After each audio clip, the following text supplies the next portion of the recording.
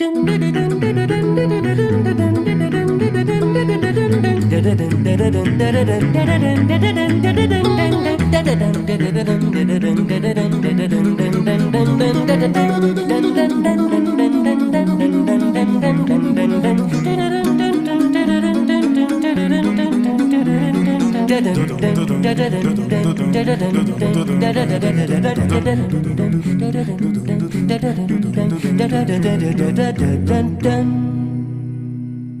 evening, ladies and gentlemen. We're so glad to welcome you as part of our community tonight. Please note that this webinar is being recorded and distributed live stream. By entering this virtual meeting room, you give your consent to be recorded and distributed by Vienna Live with Simeon Morrow and other third parties. If you wish to not be recorded and distributed, please go to the LinkedIn live video feed, the link to which I've just placed in the chat room. Tonight, our featured guest is singer-songwriter Livingston Taylor, whose new album, Symphonic Steps, will be the subject of tonight's conversation. No need to worry about protection. I hold the shield that is your spell. Let me help you with the weeding. I'm glad I know you well.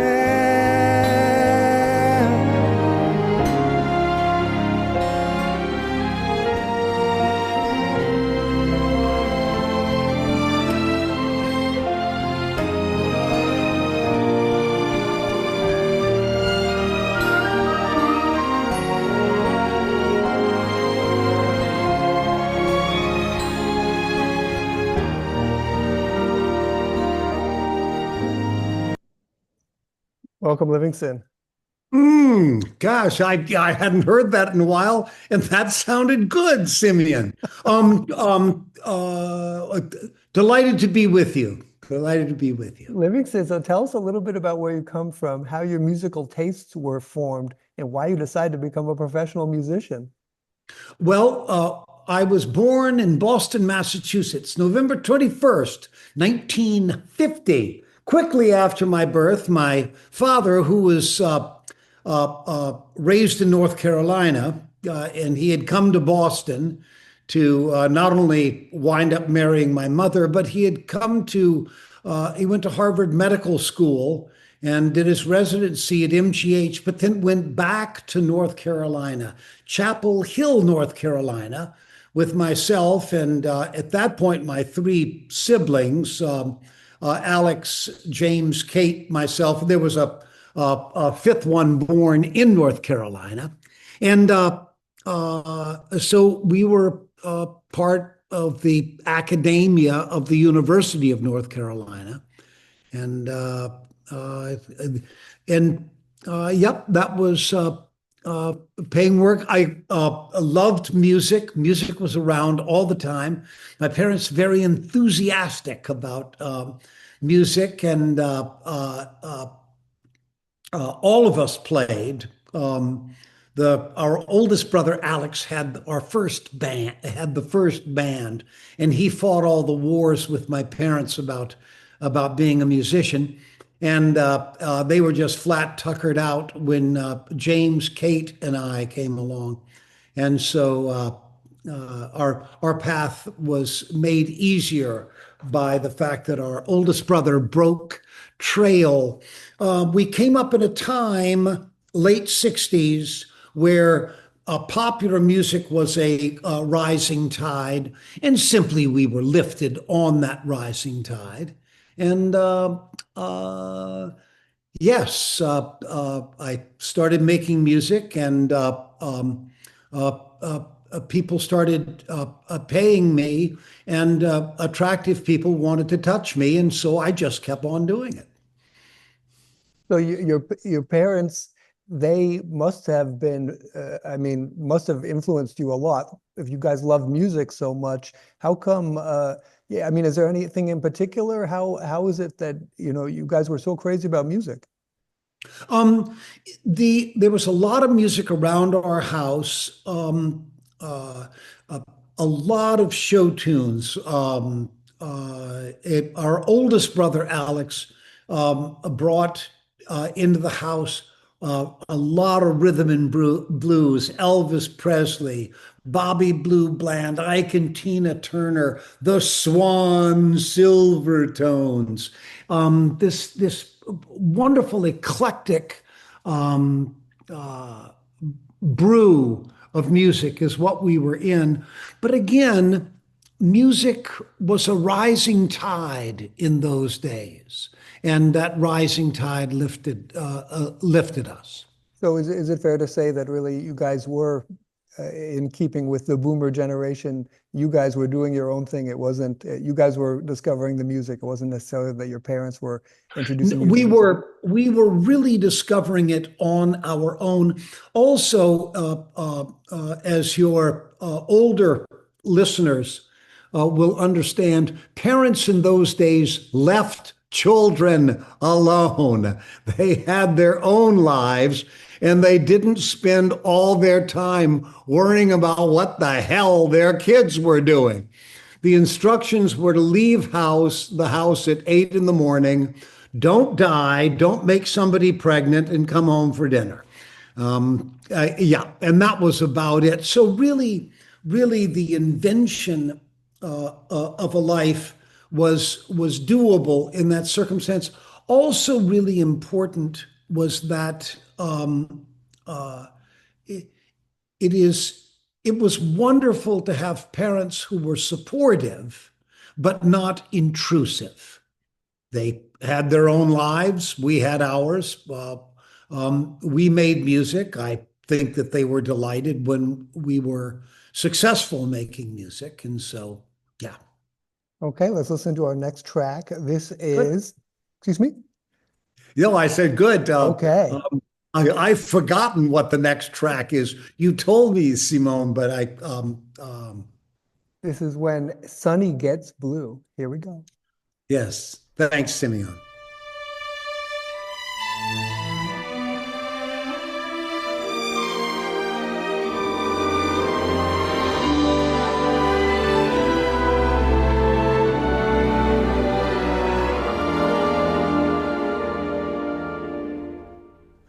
When Sunny gets blue, her eyes get gray and cloudy, and the rain begins to fall.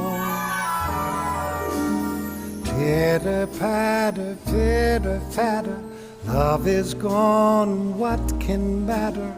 No sweet loving man comes to call. When Sunny gets blue, she breathes a sigh of sadness, like the wind that blows the trees. Wind that sets leaves swaying, like some violin playing strange and haunting melodies.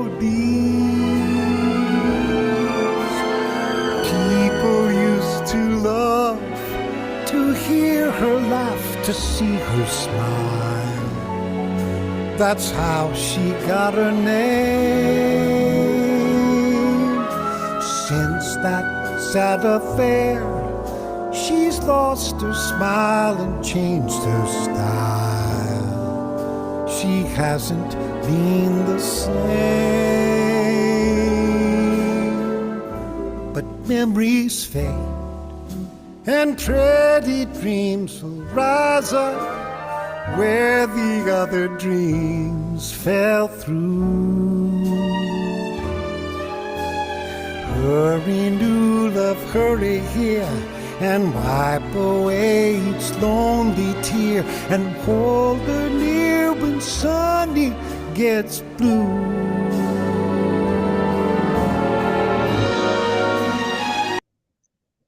So this is the first for you, if I understand correctly, the Symphonic Steps. It's a recording with symphony orchestra. Tell us, what is this album all about? Why did you make this album? Well, let's, Simeon, let's be clear. My life has been ruled by nine little words. It seemed like a good idea at the time. So what happened was my friend Bill Elliott, who played with me in the early part of my career, wonderful piano player, and he's also an arranger, and he does movie and big band scores. And so he and I have been developing a pops program over the years and periodically doing pop shows. And I said to him a couple of years ago, let's do a symphony record. Let's take these charts that we've got, and we had a couple more than the 11 we recorded, but let's take these 11 and go find a symphony. So we had everything but the symphony, and eventually it just made sense to go to the Maida Vale region of London and record with the BBC Concert Orchestra. And don't kid yourself, those people know how to play. And so you guys already had this. You guys had performed this before, or this was completely? Yeah, we added a couple of extra charts to supplement what we had, but yeah, we had been doing this for a while.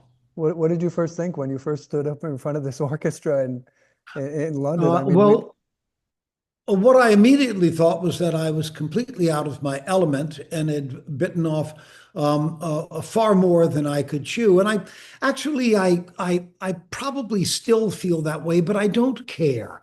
As I'm fond of saying, the worst you can be is absolutely awful. And absolutely awful doesn't last very long. People eventually, they forget it rather quickly.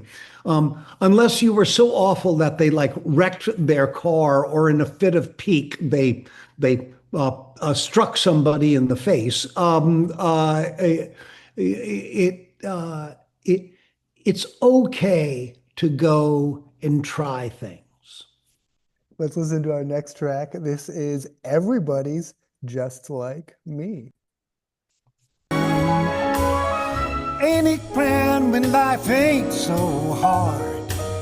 Sipping a cola, sun on your shoulder. Everybody's moving to the new sound. Oh, getting just as high as they could be. I don't think they're gonna stop, 'cause they're living at the top. Everybody's just like me.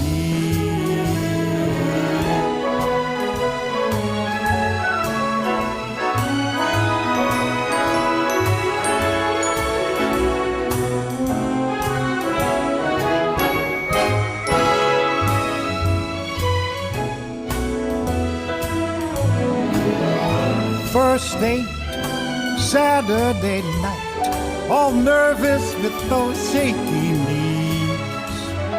She smiles when she sees ya, she squeezes you tight. The dream that they sent ya, pressed up against ya.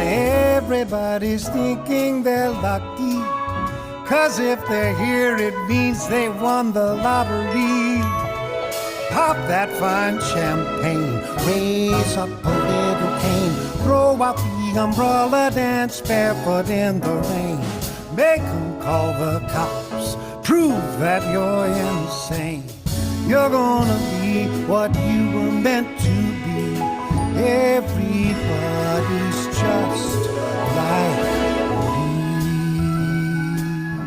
Oh, they're just like me.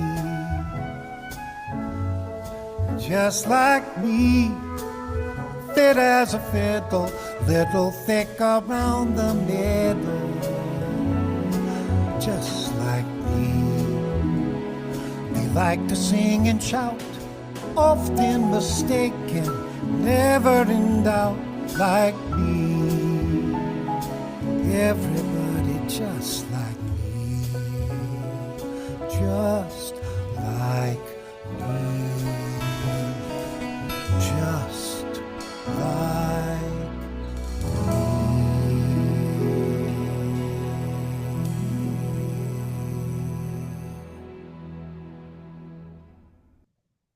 Lovely. Tell us now, Yeah, Livingston. but I'm as surprised as anybody because that sounds good to me too. And I normally don't like much, but no, they're very, very pleasant.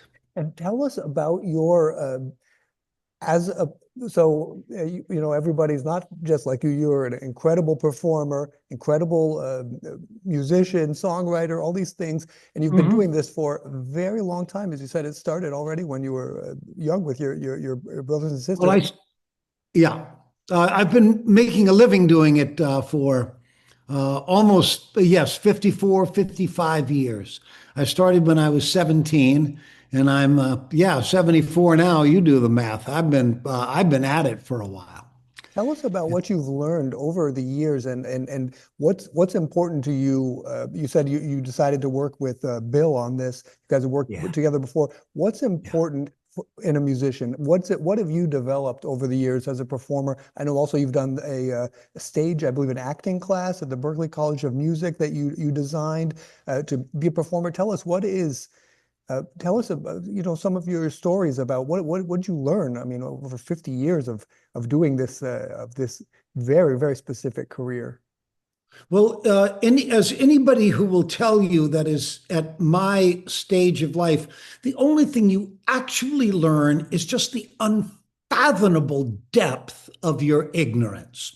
How much you don't know. And it's so much fun finally getting old enough where you don't know anything, because then you just wake up in the morning and you are an empty vessel, ready to be filled with the information of the day.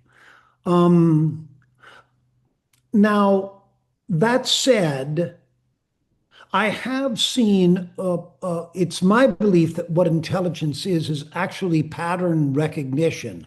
And I've played so many thousands of times. I've done 5,000 shows.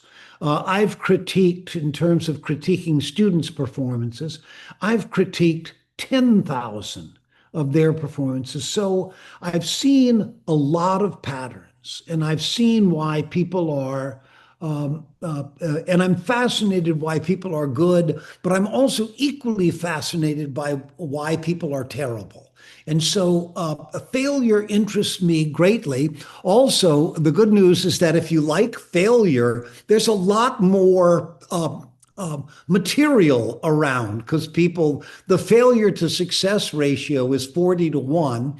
And so, you're going to kiss 39 frogs before you get a prince. And so you go and you experiment. And the hope is that as you try new things and go in new directions, and as they don't work out, what you will be able to do is to forgive others for not liking what you do, and forgive yourself for them, for not being likable to them. And so this concept of self-forgiveness and forgiveness of others, what it does is it takes the urgency out of the performance and just simply leaves the joy. And is that self-forgiveness? Is that the same as humility? Is that just becoming? No. Oh, no, no, no, no, no, no, no, no, no. No part of me is humble on any level whatsoever. I do not do humility. I never met a camera, a mirror, or a microphone that I didn't like. Humility would I don't even know what it is. It's nobody on stage is humble. Nobody who stands in front of a group of people. Simeon, you're here doing this broadcast. It's your arrogance and presumption that says that you should do this and people will be interested in it. No, that's not a slam dunk.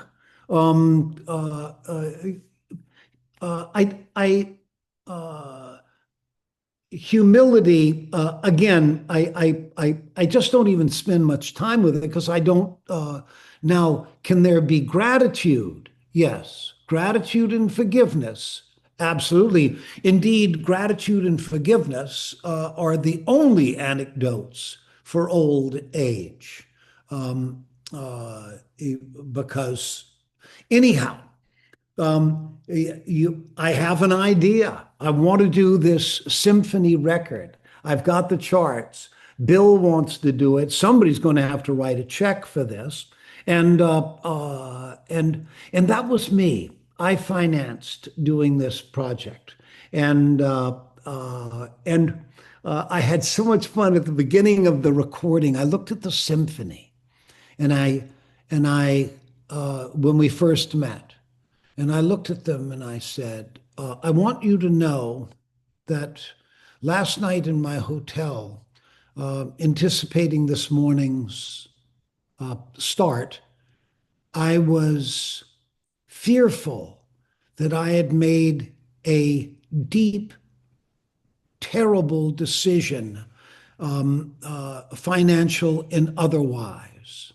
And now I stand in front of you, and in your presence, it's clear to me that I've made one of the best decisions I've ever made in my life. Let's get to work. How did they react? So, well, again, what you're saying is you're saying a number of things. First off, I have faith in you, and sharpen up. You're looking at the guy who paid for this. And yeah. Did they applaud? No. These are classical musicians. They don't express any emotion ever whatsoever. It's not in the operational handbook. No. A joy and enthusiasm from classical musicians is very, very difficult to get, which is why they are overworked and underpaid. Well, I thought it was Shakespearean, and I thought Shakespeare would really love it. Okay, are there any questions, any comments? Would anyone like to jump in here? Dr. Davis, hi.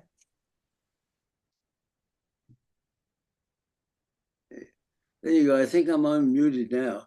Hi, everybody. I like your comments. I'm about 22 years older than you are. Woo. Well, let me know what you've been taking, because I will start right after this broadcast.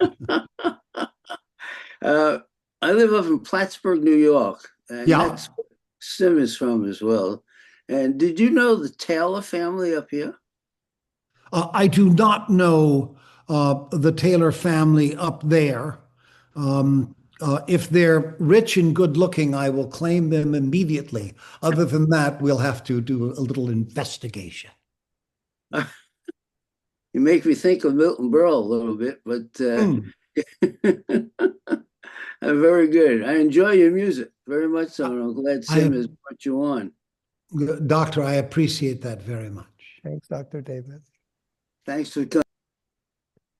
Okay, let's listen to our next track. This is Over the Rainbow.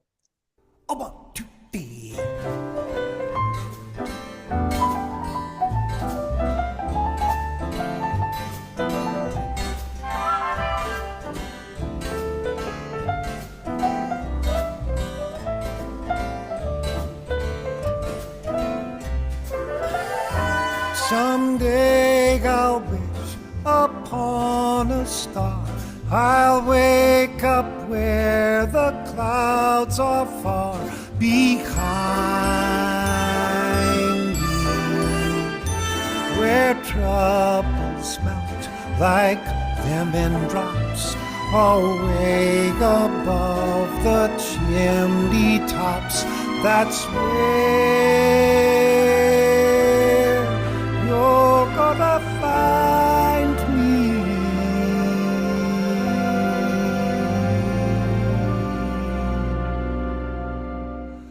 Somewhere over the rainbow, bluebirds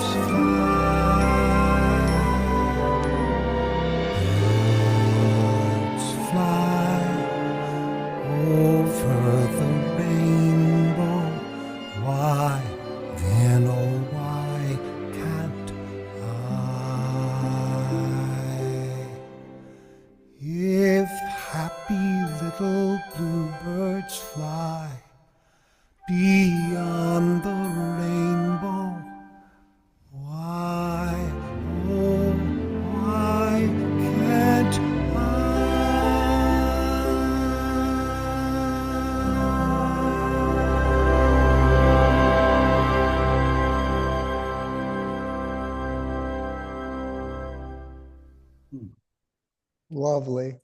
This brings us to the and applause all around. This brings us to the philosophical part of our conversation. In the concluding track to Symphonic Steps, you shock listeners by imitating a hillbilly musician from Appalachia who just landed in London and is recording with the BBC Concert Orchestra. After a short introductory monologue, you pick up your banjo and perform a rendition of J.S. Bach's Jesu Joy of Man's Desiring, to which the BBC Concert Orchestra responds with their own performance. The unusual music exchange then develops, meandering through music genres until both the hillbilly musician and the BBC Concert Orchestra are intricately united in performance. This track is meant to be funny, but upon closer listening, seems to reveal Livingston Taylor, the artist, and Livingston Taylor, the man. In this track, which party's music is the serious music, the hillbillies or the symphony orchestras? The assembly of and disciplined delivery of music. Remember, they will never accept your passion until they are held by your discipline. They need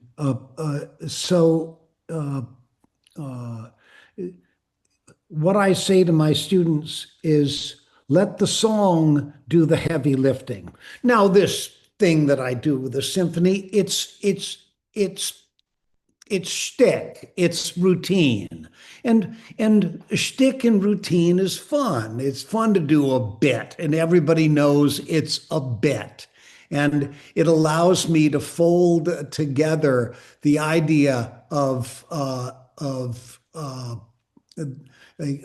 pretending that I'm a bit of a rube from North Carolina and that I've learned some Bach on the banjo, and then the symphony goes, yeah, we got that. And then I go to actually a song written by Earl Scruggs.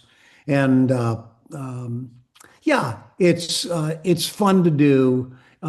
As I'm fond of saying to my students, when in doubt, aim low. Do not take the high road as an entertainer, period. Okay, let's listen to our final track then. And this is exactly Banjo Extravaganza. Wow, the BBC Concert Orchestra. You guys are so fantastic. Maestro, what a joy it is to be here, to be in London, to be recording with you. This is a life dream for me. Listen, I snuck this banjo on the airplane over here because I come from North Carolina, up in the hill country of North Carolina. We like to do an occasional folk song, and I don't expect you guys to know this one, but perhaps something like this.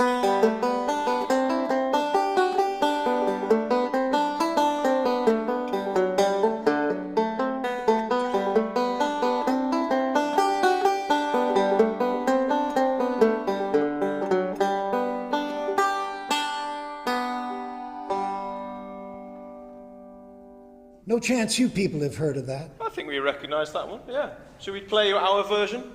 I'd like that.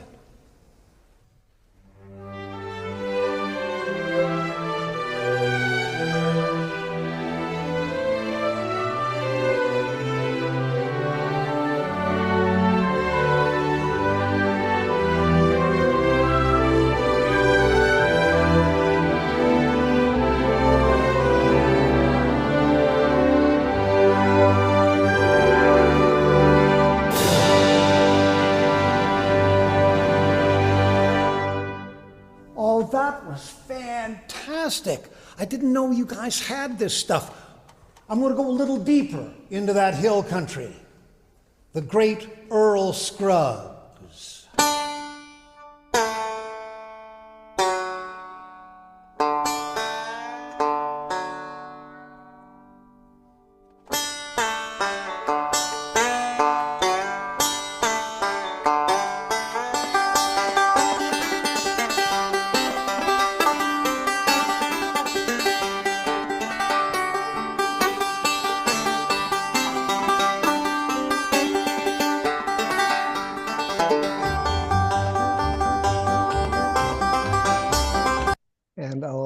everyone to listen to that. I'll show them how to get the album afterwards. Final question.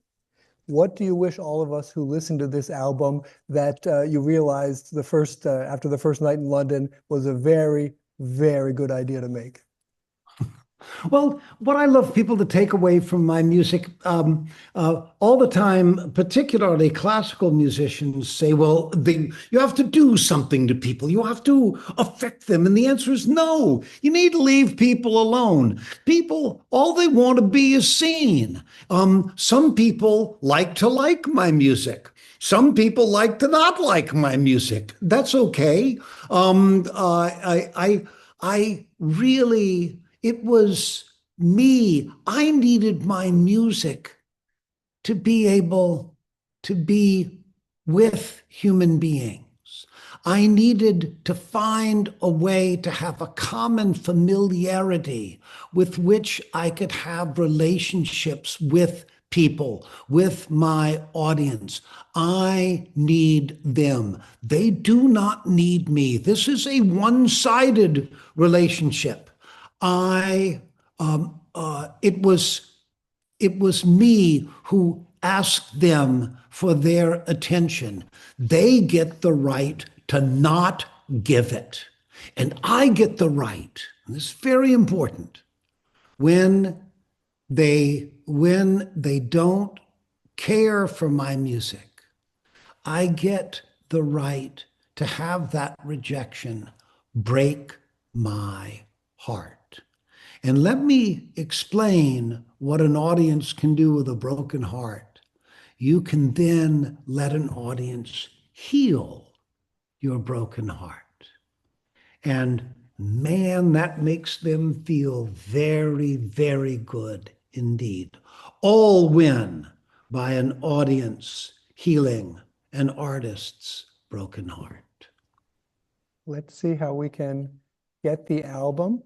It's at Livingston, it's first here, it's on Big and Round Records. It's available there. I'll put that in the chat room right over here.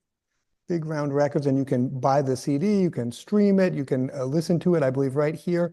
So you can listen to the whole Banjo Extravaganza track. And then to stay in touch with you, Livingston, it's livingstontaylor.com. People can find out about your upcoming concerts, and they can reach out to you if they have any questions under contact. Is that right? Yes, I'm easier to find than bad news. You can find me. Just throw me into any search engine, and 20 seconds later I'll be at your front door. Okay, so thank you so very much to Livingston Taylor. Simeon, thank you so much for a wonderful interview. A great pleasure for me. So let's see what's coming up next week on Vienna Live. All information about upcoming shows is available at www.simeonmore.com. And when you get there, you can get the exclusive Friday letter that I send out to say hi to everyone. And thank goodness it's Friday. Just put in your email and click yes. I want email updates from Vienna Live. So next Wednesday we have coming up, it is Jani Barnett reimagining Cole Porter. In creating her sultry, genre-bending album, Under My Skin, Cole Porter Reimagined, Jani pictured Cole Porter's sipping a dry martini from a mason jar. Quote, I always wondered, what if all his lyrics full of longing, lust, desire, and true love were dressed or undressed down to arrangements with fiddle, mandolin, dobro, and the classic jazz-age piano and upright bass, the hallmark of Cole's era? End quote. Let's discover music's extraordinary power to reach hearts through time and space. That is, again, Jani Barnett, reimagining Cole Porter. That's next Wednesday, and all information about upcoming shows may be found at www.simeonmore.com. Once again, thank you so very much to Livingston Taylor. Thank you to Vienna Live sponsors Victoria and Frederick Mulligan. Thank you to Abby Moser, Agnieszka Benoit Rivolet, and Mary Schlesinger for their support of the show. Thanks to my cousin Mike, a marketer from Layer App. If you're an architect or an engineer, they have a really cool tool you should check out. Of course, most of all, thanks to you, our participants, who make it all worthwhile. From Boston, Massachusetts, and Washington, D.C., goodbye, and see you next Wednesday.